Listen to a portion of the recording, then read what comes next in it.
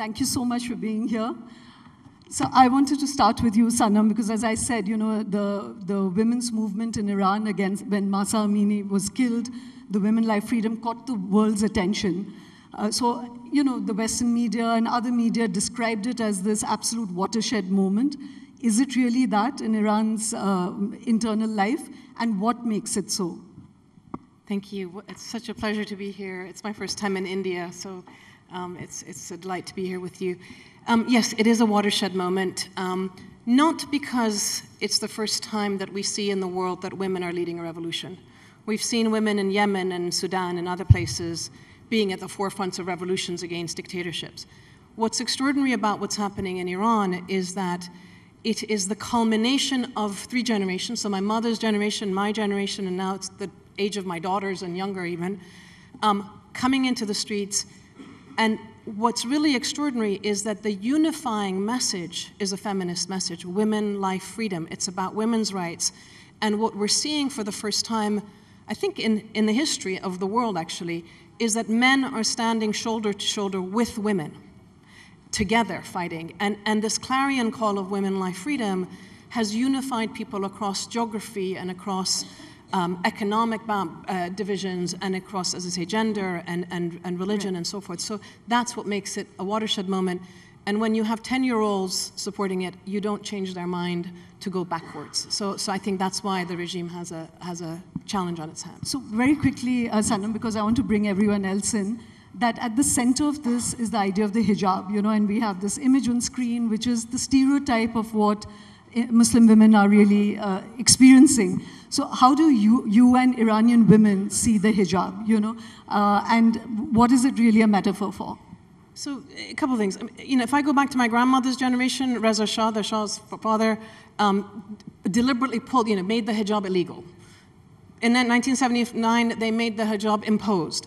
I think fundamentally what Iranian women, and I would say I work with women in 40 countries around the world, what we're saying is, leave us alone. We make the choices for ourselves. My body, what I wear, how I deal with my reproductive rights, etc. These are all choices that we make for ourselves. And there are 2 factors. One is we want to have the right not to just be focused on ourselves, because I think that's a distraction.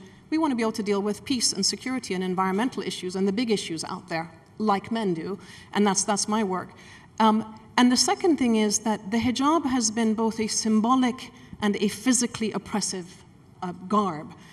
Women in Iran have pushed it back over the last 40 years. It started very tight and it's now gone back. But it's also still the tip of the iceberg, because really what matters is changing the legal framework and changing the laws which make me, for example, half a witness in a court, for example, right? So it's really shifting the laws to bring genuine equality across the board.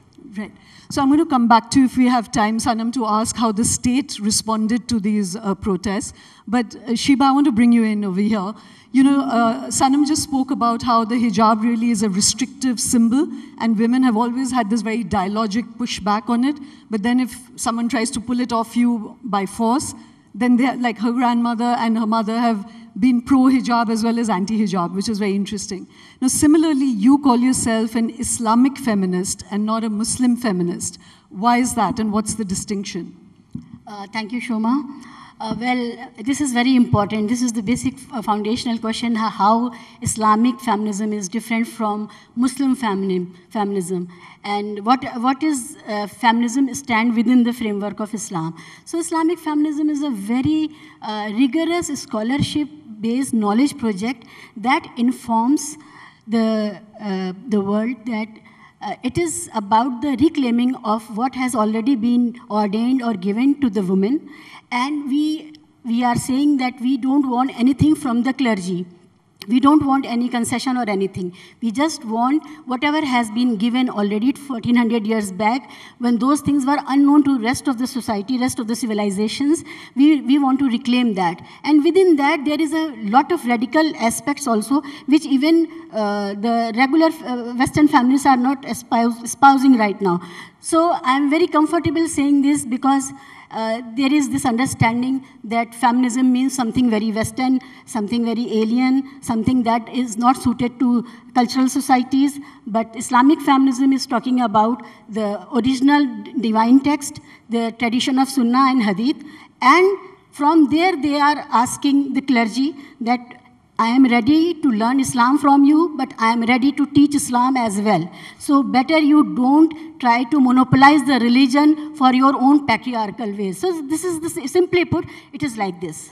So, Sheeba, I think that's a really important, like Sanam said, that this whole focus on the woman's body, the hijab, etc., forces women to just focus on this, a reductive conversation, rather than be part of decision-making on other things. But it's again interesting that while Iran women were pushing back on the hijab, in India recently, there were pro-hijab protests in Karnataka. So help us understand how the hijab is playing out in India and why are women pro-hijab.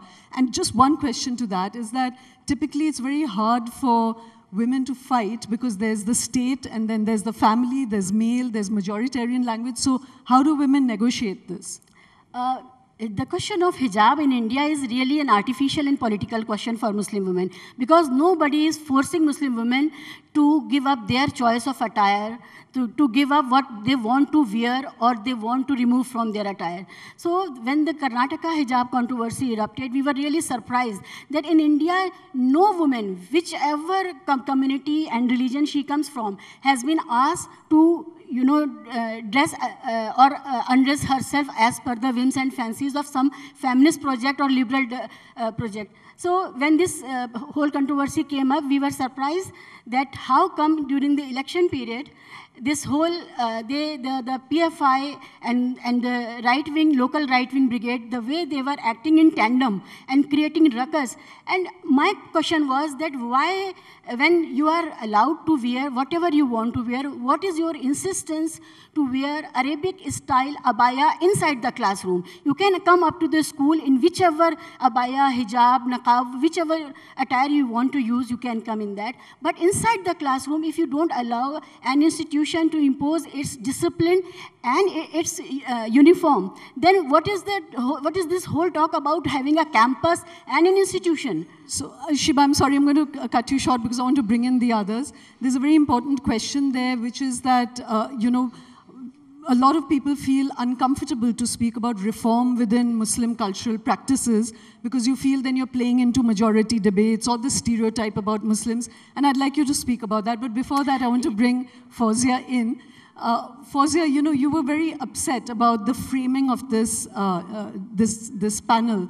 You kept saying that hijab, hair, these are absolutely not the concerns of Afghan women, And yet we interpret the Taliban as being extremely restrictive, and the entire political project of the Taliban is in many ways to control the woman, first and foremost. So why did you not like the framing of the session, and what are the key Afghan issues that you would like to put on the table?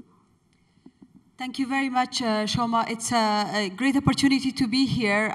This is my first time after Kabul collapsed, and this is the closest I could get home. I could get to Afghanistan. I came last morning early, and the airport was very emotional because it reminded me of my trips of 4 or 5 times in a year when I was in Kabul. Obviously, I missed those times. Yes, the reason Shoma called me this afternoon that you're my troubled friend, because I was like literally in a fight over the topic of the conversation with her. I agree the way you put it, but I think the struggle women of Afghanistan and the people of Afghanistan are now making is beyond their appearance. It's for the basic human rights. And I think what these extreme governments do, no matter their extreme of any kind of religion, is they retain their power by suppressive measures, by suppressing the nation. If it's an Islamic extreme government or any other government. And therefore, I think, if you ask about your social policy, if you ask about your economic policy, if you ask about service delivery to the nation, you don't see that much, laws and policies approved on that, as you see more laws and more policies on repressive measures. In the case of Afghanistan, it's also so true. Since the Taliban have taken power in August 2021, which we all remember those images, they have issued 36 edicts, only 36 eliminating women's rights, from the rights to education, to the rights to work, to mobility, to their appearance, and obviously a lot of edicts on controlling the woman appearance. It's not even about that. They suppress women because they think that's an easy object. It's an easy entry point. They create an atmosphere of fear so that they could control their power. And some of these extremist groups, the reason for their existence is that misinterpretation of their religion. In many cases, what Taliban do actually is in contradiction with Islamic principles. Because, for instance, their decision on banning girls' education, that's not happening anywhere in the world. How could you deprive a generation for their gender from their basic Islamic and fundamental rights? And the world is silent. And the whole world is silent because they think it's okay. The governments have that right to suppress and deprive women or population from their rights. I think it's about control, and I think it's about these powers' survival. So in the case of Afghanistan, the moment Taliban try to open up, the moment they try to respect the citizens, they will be dissolved. So unfortunately, women are being used as an easy object. In Afghanistan, our story is beyond hijab. Yes, women of Afghanistan want to have their scarf, but meanwhile, they want to go to the office, they want to go to school, they want to go to university, they want to be able to be respected as a human being, and that is the point that is missing in the international arena, which is sad because, remember, Fawzia, discrimination there could reach to your own borders, as I see it's happening, because obviously if we take suppressive measures, it's like two sides. Fawzia, I think you're making a really important point, which is common to all three of you, that it expresses itself in different ways, but at the heart of it, this is like trying to push women into a rabbit hole so that they don't participate in life. And you're really like a canary in a coal mine, you know. What's happening with women is symptomatic of much larger authoritarian structures and loss of human rights across a society, you know. I'm going to come back, hopefully we're going to have the time, that there is a stereotype that this is not just about political structures. People have this, prejudice against Islam itself, that even the religion is restrictive. And all three of you have spoken to me about Wahhabi Islam and how worried all three of you are. I hope we have time. I want to draw Ruha into this conversation. Ruha, you've entered this debate from a very different door, which is economic power. You know, you're really worried about how there's an absence of Muslim women across the board in senior leadership positions. Can you tell us how you got triggered? You know, you were a doctor, Harvard graduate. You could have been doing everything else. You come into social entrepreneurship, trying to raise up women who don't have opportunity. What was your trigger? Thank you for having me. My trigger was something that I realized in my 20s. It was, I did my 2 + 2 is equal to 5, like realizing it was more than these two separate stories much later. And what my 2 + 2 was, I was, I'm the middle child in a family of 2 brothers and a sister. Time. We're going to run out of time. Oh, so yeah, I just sorry. want to And my brothers and I got a lot of education, and my father is a doctor, my mother is a homemaker. And we would still joke at home that we get the brains from my mother. My mother is an incredibly intelligent person who, when we were in Saudi Arabia, ended up being the first Indian woman to win the chess championship in her district multiple times over. But she's also someone who did not complete her high school. And for me, in my head, these were two separate stories. I'm like, incredibly intelligent woman, and didn't complete her schooling. And much later did I realize what that really means, right? It's untapped potential of Muslim women that continues to be a challenge in India. And then if all of us aren't contributing to the most of our potential, it's holding the country back. Right. So, you know, you've shared that this was your mother, that was a personal trigger, but you also found that when you were applying to Harvard, there were no mentors who were Muslim women. So you've incubated about 300, fellows who've got entry now. But you did a survey where, you made women apply to 1,000 jobs. And the survey showed that there was a 47% bias against Muslim women. You know, that if a Hindu woman or any other name applied, and a Muslim applied, that there was a 47% bias in a Muslim woman getting a call back. How has that shifted did you share that data with any corporates or others? How have people responded, and has there been any shifts? Yes, so people have responded positively to it. So just a summary of the study. We created 2 resumes, Priyanka Sharma, Habiba Ali, applied I'm sorry, to 1,000 jobs. just, because, don't tell us the modalities. We're just taking your results. How did people respond to that? So we had a lot of companies reach out to us showing interest in this. And I think that's what was powerful, is we don't talk about the Muslim issue. We don't even call it the Muslim issue. At best, it's minorities or the M word. So putting this out there actually sparked a lot of conversation. We've been invited to several companies to share our findings and to share ideas on how companies can be more inclusive and religiously diverse in our country. Right. So, very quickly, can you 3 address, I'm going to come back to Ruha with, how it impacted, say, the men in the family when you have helped women pass through the doorway. But before that, this little shard of a thought that all 3 of you have addressed about why is it that there's a kind of general perception about Islam being very restrictive, and all 3 of you have spoken about how Wahhabi Islam is now become the window through which, so tell us about that, Sheeba. So yes, I'll talk about it, but adding to what she has said about the profiling. See, we in India in a very precarious situation. We want to bring in reforms inside the Muslim community, but because of the Islamophobia that is so rampant now in India, every now and then there are calls of Muslim genocide. Even they are calling 20 lakh Muslims have to be killed, etc. So because of that reason, it is so difficult to talk about reforms within the community. It is always, we are in a siege mentality that we are under attack and we should not be talking and we should wait for the ideal time. That ideal time never comes. So when are we going to put forward our own issues? That is one thing I wanted to add to that. Now, secondly, what you are talking about Wahhabism is, see, the fountainhead of Wahhabism, that itself is changing now. The MBS phenomena in Saudi Arabia, everyone is surprised at what is happening over there. So the Indian clergy find itself at a loss of words even, because they don't know now how to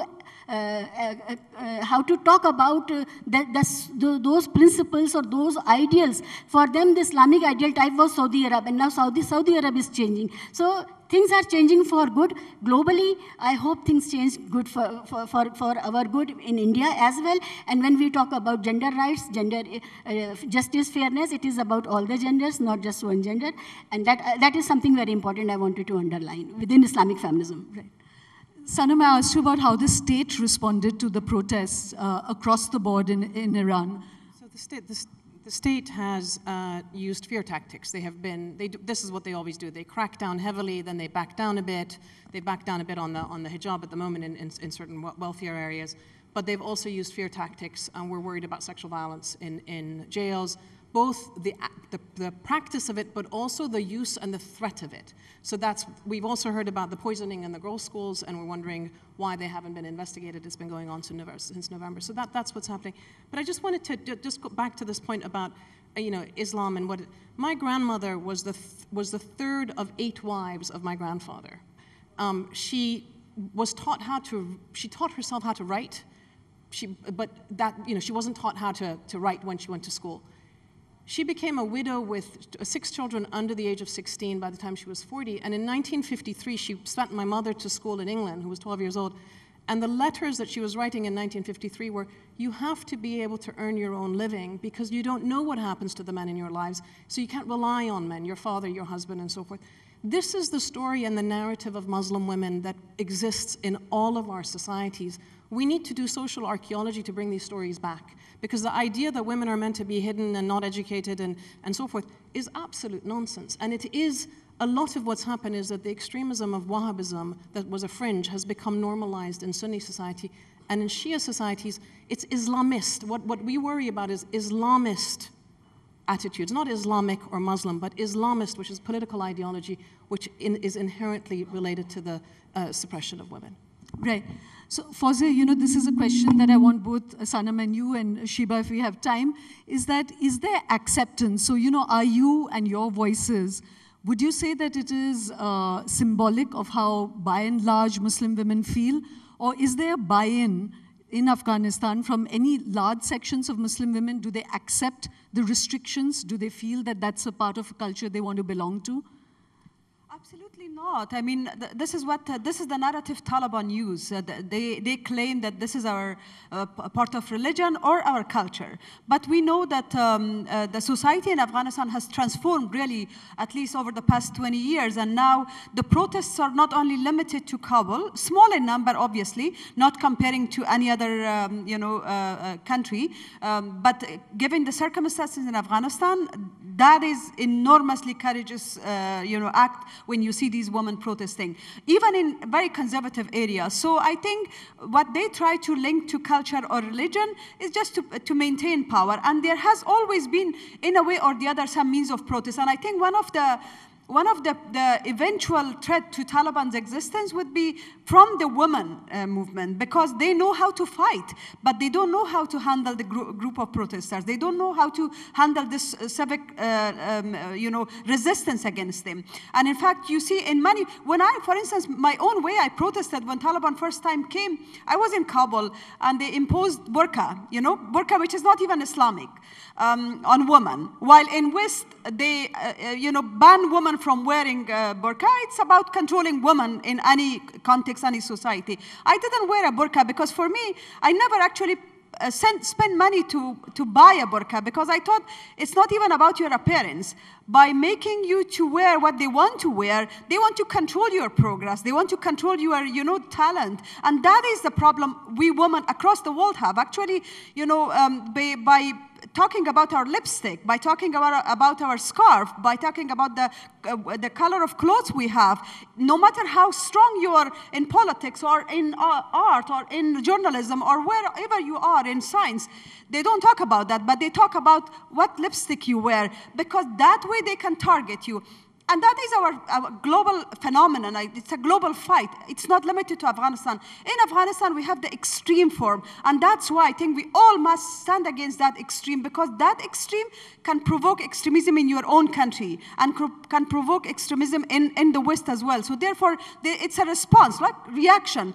Therefore, we need to stand in solidarity against any kind of misinterpretation of religious beliefs or cultural beliefs on citizens, because that's a global fight we have to stand together. Thank you so much, Fawzia. We're out of time. We haven't even begun to really dip into all your experiences. But I think it was just like opening a little bit of a window to many other different kinds of voices than what one hears in the mainstream. I just want to leave all of you with a couple of things. Ruha had shared that, from the work she's doing, one of the women who really became a fellow of this incubation program. The fathers, brothers, uncles are the ones who are called to speak at this ceremony. And one of the fathers, who has come from a lower middle class family, he said that his daughter, taking the step without his knowledge, entering into a larger world, he said, through my daughter, my world has become larger. That was his tribute to her program. So I think that really deserves a clap. And equally, Sheeba, something she's not been able to speak of is that Indian Muslim women are quite ready for reform, and in the midst of a political climate, which is, like she said, not comfortable, makes you feel you're under siege, but they want the reforms. And she was saying, why is it that the obscurantist patriarchy and clergy have to be the ones that the Indian state is speaking to, rather than women like this, who represent the true surge and churn within the community. So, for Indian Muslim women, this is the best time. Whatever the problems are, but it's still the way we have been able to articulate our own issues. It has never been like that in the times of my mother or grandmothers. So this is the best, and I'm very hopeful of our future in India. Thank you. On that note, as I said, this is just windows into a very large world. Thank you very much, all of you, for coming here, and more power to all of you. Thank you. Sanam had just said one other thing. She said that the Women Life Freedom movement, despite the huge repression of the state, remained peaceful. And she said it's strange across the world, 40 countries that she works in. She said when women lead a movement, it's always nonviolent. They may join a violent movement, but when they lead a movement, it's always peaceful and nonviolent. So more power to women. Thank you so much.